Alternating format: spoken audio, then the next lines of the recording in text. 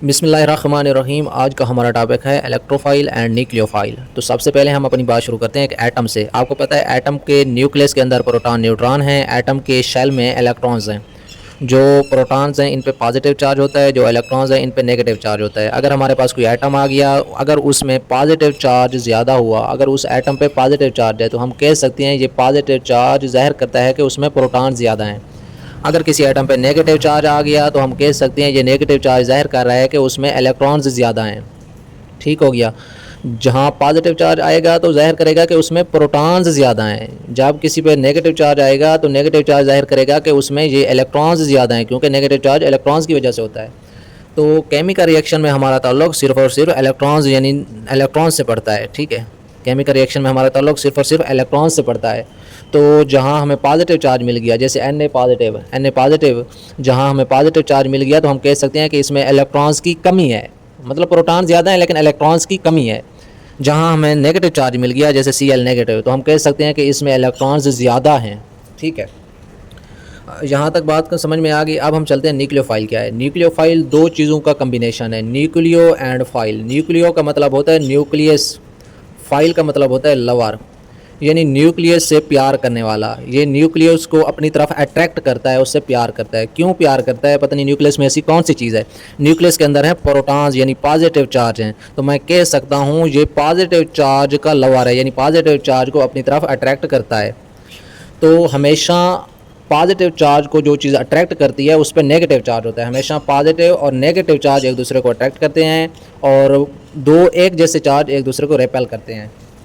तो इसका मतलब है इलेक्ट्रोफाइल जो है ये न्यूक्लियस लवर है, यानी न्यूक्लियस को अपनी तरफ खींचता है, यानी प्रोटॉन को अपनी तरफ खींचता है। तो मैं कह सकता हूँ कि न्यूक्लियोफाइल पे नेगेटिव चार्ज है, इसी वजह से तो ये अपने न्यूक्लियस को अपनी तरफ खींचता है। ठीक है, तो न्यूक्लियोफाइल पे कौन सा चार्ज हुआ, नेगेटिव चार्ज। ठीक है, यानी ये एक ऐसा रिएजेंट है जिसमें इलेक्ट्रॉन्स ज़्यादा होते हैं, यानी इस पर नेगेटिव चार्ज होता है। नेगेटिव चार्ज क्यों होता है, क्योंकि इसमें इलेक्ट्रॉन्स ज़्यादा हैं। ठीक है, तो ऐसा रिएजेंट जिसमें नेगेटिव चार्ज हो, यानी उसके पास अनशेयर्ड पेयर ऑफ इलेक्ट्रॉन्स हों, यानी इलेक्ट्रॉन्स के अनशेयर्ड पेयर हों, यानी इलेक्ट्रॉन्स ज़्यादा हों, और वो ये इलेक्ट्रॉन्स किसी चीज़ को डोनेट कर सके, किसी इलेक्ट्रॉन डेफिशिएंट यानी वो स्पीशीज़ जिसके पास इलेक्ट्रॉन्स की कमी हो, तो उस चीज़ को अगर ये इलेक्ट्रॉन्स डोनेट भी कर सके तो उससे न्यूक्लियोफाइल कहते हैं। न्यूक्लियोफाइल की डेफिनेशन क्या है, ये एक ऐसा रिएजेंट है जिसमें नेगेटिव चार्ज हो या अनशेयर्ड पेयर ऑफ इलेक्ट्रॉन्स हो, और वो ये नेगेटिव चार्ज या इलेक्ट्रॉन्स किसी इलेक्ट्रॉन डेफिशिएंट स्पीशीज़ को इलेक्ट्रॉन्स डोनेट कर सके, उससे बोलते हैं न्यूक्लियोफाइल। न्यूक्लियोफिलिसिटी क्या है, ये न्यूक्लियोफाइल की किसी इलेक्ट्रॉन डेफिशिएंट स्पीशीज़ को इलेक्ट्रॉन्स डोनेट करने की सलाहियत है, काबिलियत है, यानी कितनी तेज़ी से ये इलेक्ट्रॉन डेफिशिएंट स्पीशीज़ को इलेक्ट्रॉन्स डोनेट कर सकता है। ठीक है, capacity of nucleophile to donate the electrons pair is called nucleophilicity. या इससे इस तरह भी बोल सकते हैं, जिस कैपेसिटी से ये इलेक्ट्रॉन्स को डोनेट करेगा, जितनी तेज़ी से इलेक्ट्रॉन्स को डोनेट करेगा उतनी रिएक्टिविटी ज़्यादा होगी। ठीक है, तो हम कह सकते हैं कि reactivity of nucleophile is called nucleophilicity. अब हम बात करते हैं कुछ न्यूक्लियोफाइल की, मसलन F negative, O2 negative, N3 negative. आपको पता है फ्लोरीन में 3 इलेक्ट्रॉन्स पेयर्स हैं, ऑक्सीजन में 2 इलेक्ट्रॉन्स पेयर्स हैं, नाइट्रोजन में 1 इलेक्ट्रॉन्स पेयर है। तो जिसमें इलेक्ट्रॉन्स पेयर ज़्यादा हैं उसकी न्यूक्लियोफिलिसिटी ज़्यादा होगी, तो 3 इलेक्ट्रॉन पेयर वाले की ज़्यादा न्यूक्लियोफिलिसिटी होगी मुकाबला 2 वाले के मज़ीद ज़्यादा होगी 1 वाले की निस्बत। ठीक हो गया। ये इलेक्ट्रॉन्स पेयर्स हूँ तब भी ये इलेक्ट्रॉन्स किसी डेफिशिएंट स्पीशीज़ को डोनेट करेगा अगर इसके पास कोई पाई इलेक्ट्रॉन्स हो। मसलन ये आपने अल्काइन पढ़ा होगा जिसमें ट्रिपल बॉन्ड होता है। ठीक है, अल्कीन पढ़ा होगा जिसमें डबल बॉन्ड होता है, अल्केन पढ़ा होगा जिसमें सिंगल बॉन्ड होता है। ये 3 बॉन्ड हैं, ये इलेक्ट्रॉन्स किसी दूसरी स्पीशीज़ को डोनेट कर सकता है, क्योंकि हमेशा 2 चीज़ बॉन्ड एक ज़रूरत होता है, ये 2 बॉन्ड एक्स्ट्रा होते हैं। तो ये 2 एक्स्ट्रा बॉन्ड ये किसी दूसरे एटम को डोनेट करके उसके साथ बॉन्डिंग बना सकता है। तो ये अल्काइन जो ज़्यादा न्यूक्लियोफाइल हैं, अल्कीन मज़ीद कम, और अल्केन्स न्यूक्लियोफाइल होते ही नहीं हैं। ठीक है, अगर मैं बात करूँ RF, RCl, RBr and RI की, तो जो RF है ये ज़्यादा न्यूक्लियोफाइल है, इसकी न्यूक्लियोफिलिटी ज़्यादा है, क्लोरीन की कम है, ब्रोमीन की उससे कम है, और आयोडीन की मज़ीद कम है। तो इसका मतलब है मैं कह सकता हूँ कि जो न्यूक्लियोफिलिसिटी है ये डायरेक्टली प्रोपोर्शनल है नेगेटिव चार्ज के, डायरेक्टली प्रोपोर्शनल है नंबर ऑफ़ लोन पेयर्स के। ठीक है, लेकिन इन्वर्सली प्रोपोर्शनल है साइज़ के, क्योंकि फ्लोरीन, क्लोरीन, ब्रोमीन, आयोडीन ये पीरियोडिक टेबल में आपने देखा होगा, सबसे पहले ऊपर फ्लोरीन आता है, फिर क्लोरीन आता है, फिर ब्रोमीन, फिर आयोडीन। नीचे जो ही आते हैं ये साइज़ बढ़ता है। साइज़ बढ़ रहा है, क्योंकि साइज़ बढ़ रहा है तो न्यूक्लियोफिलिसिटी कम हो रही है। इसका मतलब है साइज़ के इन्वर्सली प्रोपोर्शनल है। ठीक है, ये मैं एक्स्ट्रा पॉइंट बता गया हूँ, इन्हें याद करने की ज़रूरत नहीं है, एक दफ़ा देख लेना। अगर मैं न्यूक्लियोफाइल की अब एग्जांपल्स की बात करूँ तो आपको पता है अगर किसी चीज़ पे नेगेटिव चार्ज है तब वो इलेक्ट्रॉन्स डोनेट कर सकता है। ठीक है, न्यूक्लियोफाइल वो होता है जिसके पास इलेक्ट्रॉन्स ज़्यादा हों तो इलेक्ट्रॉन्स डोनेट कर सकता हो। तो नेगेटिव चार्ज वाला भी इलेक्ट्रॉन्स डोनेट कर सकता है। कैसे? Cl negative, Br negative, I negative. ठीक है, उसके बाद Cn नेगेटिव, OH नेगेटिव। ठीक है, जिसके पास अनशेयर्ड पेयर ऑफ इलेक्ट्रॉन्स हों वो भी इलेक्ट्रॉन्स डोनेट कर सकता है। कैसे? H2O, H2S, NH3। इसमें जो है NH3 नाइट्रोजन के पास 2 इलेक्ट्रॉन पेयर हैं, सल्फ़र के पास 2, अब सॉरी नाइट्रोजन के पास 1 इलेक्ट्रॉन पेयर है, सल्फ़र के पास 2 हैं, ऑक्सीजन के पास भी 2 हैं। ठीक है, तो ये इलेक्ट्रॉन्स पेयर जिसके पास हों वो भी इलेक्ट्रॉन्स डोनेट कर सकता है। हाँ, partial negative charge of polar bond, मसलन कोई पोलर बॉन्ड है, मसलन कोई हो गया RMgX को बात कर लेते हैं, RMgX।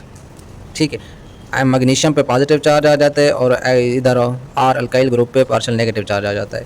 तो जो नेगेटिव चार्ज है ये इलेक्ट्रॉन्स डोनेट कर सकता है, पार्शियल नेगेटिव चार्ज। ठीक है, पाई इलेक्ट्रॉन्स भी डोनेट हो सकते हैं। ठीक है, जैसे मैंने अभी बोला triple bond, double bond and single bond, यानी अल्कीन्स भी,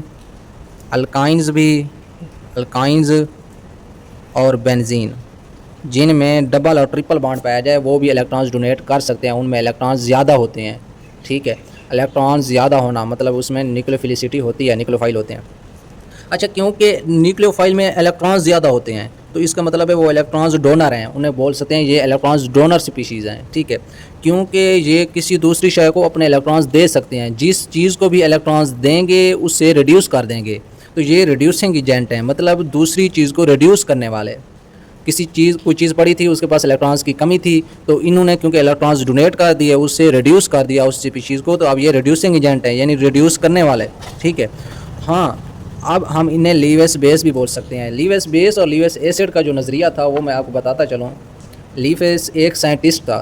ठीक है, उसने एक नज़रिया पेश किया। उन्होंने कहा कि अगर हमारे पास 2 चीज़ें आ गई, 2 स्पीशीज़ आ गई, हमें नहीं पता चल रहा कि कौन सी एसिड है और कौन सी बेस है, तो उसने कहा कि इनमें से जो स्पीशीज़ इलेक्ट्रॉन्स डोनेट कर सकें, जो इलेक्ट्रॉन्स डोनेट कर सके वो बेस होगी, जो इलेक्ट्रॉन्स एक्सेप्ट कर सके वो एसिड होगी।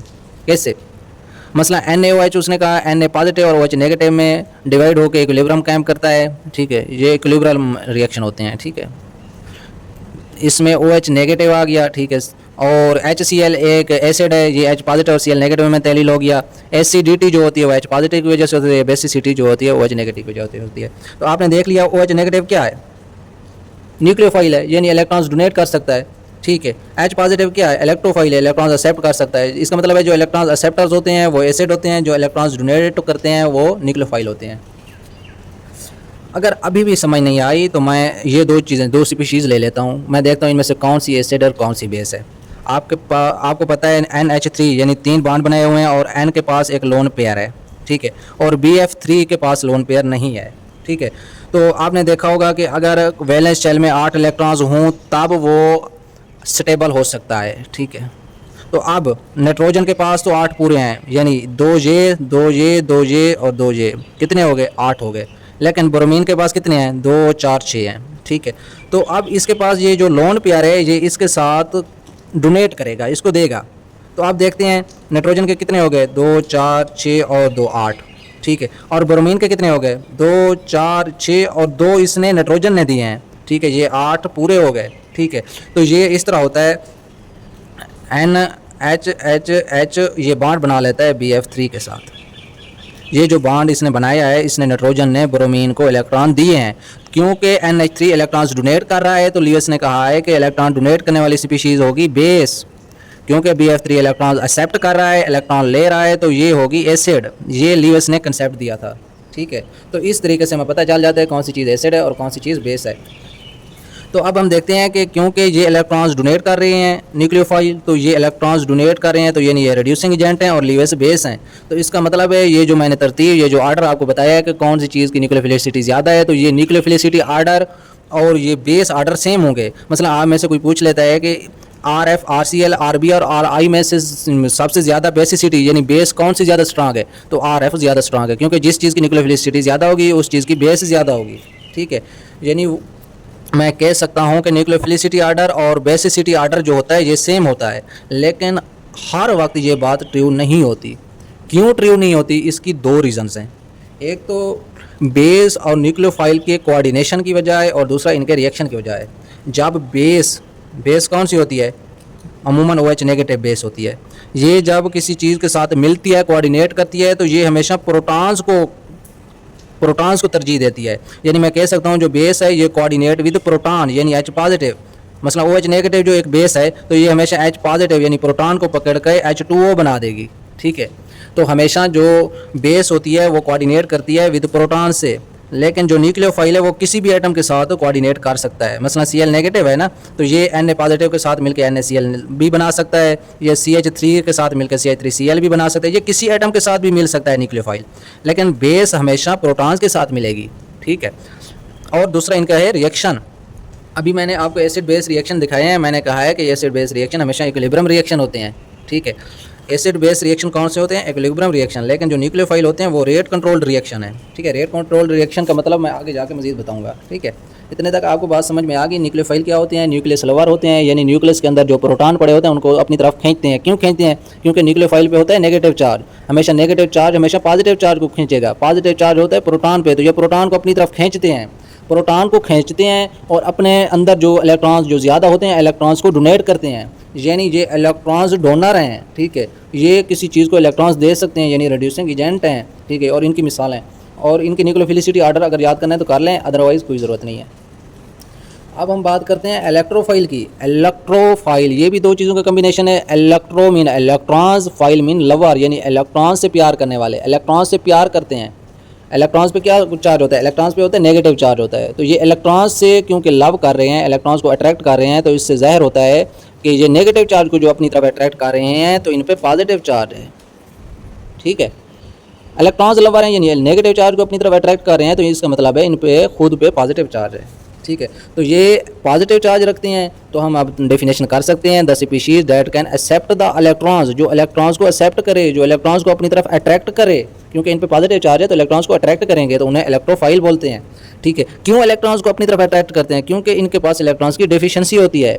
ठीक है, और ये इलेक्ट्रॉन्स एक्सेप्टर भी कहलाते हैं क्योंकि इलेक्ट्रॉन्स को एक्सेप्ट कर रहे हैं। ठीक है, इलेक्ट्रोफाइल के पास प्रोटॉन्स तो ज़्यादा होते हैं क्योंकि पॉजिटिव चार्ज होता है ना प्रोटॉन पे, तो पॉजिटिव चार्ज इनमें होता है तो प्रोटॉन्स ज़्यादा होते हैं, इलेक्ट्रॉन्स की कमी होती है, तो ये इलेक्ट्रॉन्स डेफिशिएंट हैं, इलेक्ट्रॉन्स एक्सेप्टर्स हैं। ठीक है, इनकी अगर मैं मिसालों की बात करूँ तो इनमें कुछ पॉजिटिव चार्ज वाले होते हैं, जैसे हो गया NO positive, NO2 positive, H positive, NO positive, Cl positive, Br positive, यानी जिस पे भी पॉजिटिव चार्ज आ गया वो इलेक्ट्रोफाइल है।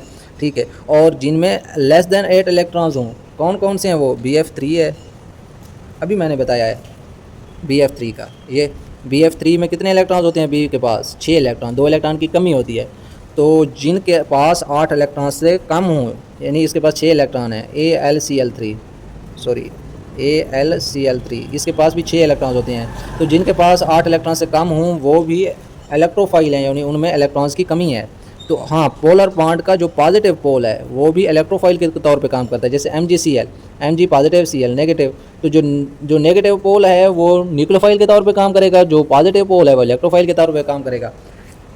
अगर हम मैं इलेक्ट्रोफिलिसिटी की बात करूँ, the capacity to accept the electrons is called electrophilicity. ठीक है, और या रिएक्टिविटी भी बोल सकते हैं, reactivity of electrophile is called electrophilicity. क्यों, जितनी इलेक्ट्रॉन्स को एक्सेप्ट करने की सलाहियत ज़्यादा होगी उतना इनकी रिएक्टिविटी ज़्यादा होगी। ठीक है, वैसे जो इलेक्ट्रोफिलिसिटी आर्डर है वो एग्जैक्ट किसी को भी नहीं मालूम, लेकिन कुछ इलेक्ट्रोफाइल्स का जो इलेक्ट्रोफिलिसिटी आर्डर है वो मैं आपको इधर बता देता हूँ।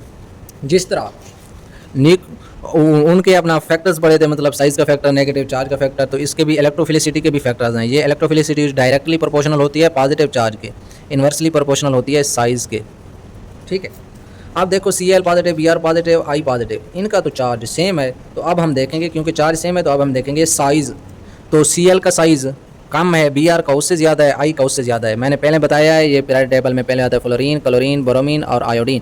ऊपर वालों का साइज़ कम होता है, नीचे वालों का साइज़ ज़्यादा होता है। तो आयोडीन का साइज़ ज़्यादा है तो इसकी इलेक्ट्रोफिलिसिटी कम होगी, मतलब Cl पॉजिटिव की ज़्यादा है, Br की उससे कम है, आयोडीन की उससे कम है। ठीक है, लेकिन अगर आ जाए Cl2, Br2, I2, ठीक है, अगर आ जाए Cl2Br2 I2 यानी उन पे चार्ज पॉजिटिव चार्ज ना हो तो साफ ज़ाहिर है कि अगर आप मुकाबला करें Cl पॉजिटिव और Cl2 का तो साफ ज़ाहिर है Cl पॉजिटिव की इलेक्ट्रोफिलिसिटी ज़्यादा होगी। क्यों ज़्यादा होगी? क्योंकि पॉजिटिव चार्ज का डायरेक्ट होती है, इस पे पॉजिटिव चार्ज है, इसकी ज़्यादा है, Cl2 पे पॉजिटिव चार्ज नहीं है, उसकी कम है। ठीक है, तो अब मैं Cl2Br2 और उनकी बात करता हूँ। तो जो Cl2 है, ये जो Cl2, उसके बाद आएगा Br2, उसके बाद आएगा अपना I2।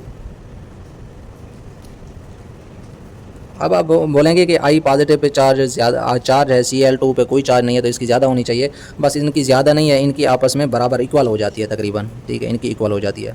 ठीक है, Br2 की कम है मज़ीद और I2 की सबसे कम है। ठीक है, क्योंकि I2 का सबसे साइज़ ज़्यादा है। ठीक है, अब हम बात करते हैं कुछ और इलेक्ट्रोफाइल्स की। ठीक है, उनमें से इलेक्ट्रोफाइल्स में से आ जाता है NO2 पॉजिटिव। NO2 पॉजिटिव आ जाएगा, इधर आ जाएगा NO2 पॉजिटिव, NO2 पॉजिटिव इधर आ जाएगा। ठीक है, उसके बाद Hg पॉजिटिव। Hg पॉजिटिव की कम होती है लेकिन आयोडीन से ज़्यादा होती है। ठीक है, ये इस तरह जो तरतीब दी गई है वो तरतीब आपने याद कर लेनी है। आखिर पर मैं आपको बताता चलूँ, इसकी तरतीब ना आपने जैसे लिखी हुई है उस तरह याद कर लेनी है। ठीक है, लेकिन चार्ज के डायरेक्ट होगी, साइज़ के इन्वर्स होगी। अब हम बात करते हैं, हाँ, एक इलेक्ट्रोफिलिसिटी का एक और भी चीज़ बताता चलूँ कि अगर आपके पास आ गया है N2 पॉजिटिव और एक जगह आ गया है C6H5N2 पॉजिटिव, तो इनमें से किसकी ज़्यादा होगी? तो अब आपने ये देखना है कि ये है बेंजीन, बेंजीन के साथ N2 पॉजिटिव लगा हुआ है ये वाला, और ये N2 पॉजिटिव है। आपने देखना है यहाँ बल्कि ग्रुप आ गया है, यानी बहुत बड़ा ग्रुप आ गया है, यहाँ स्टीरिक हिंड्रेंस ज़्यादा है, यहाँ स्टीरिक हिंड्रेंस नहीं है। तो अब इस पर भी एक पॉजिटिव चार्ज है, इस पर भी एक पॉजिटिव चार्ज है, इस पर स्टीरिक हिंड्रेंस आ गई है। जब स्टीरिक हिंड्रेंस आती है तो इलेक्ट्रोफिलिसिटी कम हो जाती है। तो अब इसकी ज़्यादा होगी, N2 पॉजिटिव की ज़्यादा होगी बानिस्बत C6H5N2, इसकी निस्बत इसकी कम होगी, इसकी ज़्यादा होगी। ठीक है, अगर NO2 पॉजिटिव का इस तरह मुकाबला करें तो NO2 पॉजिटिव की ज़्यादा होगी इससे। ठीक है, क्योंकि इलेक्ट्रोफाइल्स इलेक्ट्रॉन्स को एक्सेप्ट करते हैं इसलिए इन्हें लीवेस एसिड बोलते हैं। क्योंकि एसिड बेस का मैंने अभी आपको नज़रिया बताया, जो चीज़ इलेक्ट्रॉन को एक्सेप्ट करे वो एसिड होती है। क्योंकि ये दूसरों से इलेक्ट्रॉन्स को एक्सेप्ट करते हैं, दूसरी चीज़ से इलेक्ट्रॉन्स को निकालते हैं, तो ये दूसरों को ऑक्सीडाइज करते हैं, ये ऑक्सीडाइजिंग एजेंट हैं। इनका एग्जैक्ट आर्डर अभी तक वैसे नहीं पता। ठीक है, लेकिन ये कुछ ना कुछ आर्डर जो दिया गया है ये आपने याद कर लेना है।